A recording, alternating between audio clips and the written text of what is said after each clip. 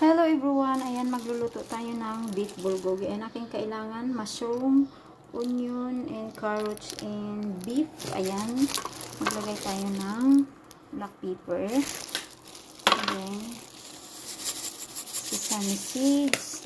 And then, magmix tayo ng sesame oil. Yung biniblender ko na sibuyas. 1 spoon na, 2 spoon ng soy sauce. Molute or syrup. And 1 spoon na mirin. Ayan.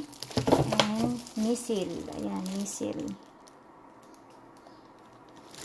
And then, halo-haloin natin. Yung biniblender ko to na sibuyas at saka bawang. So, ilagay natin dito ang ating sauce. Ayan. Ayan, mix natin, mix.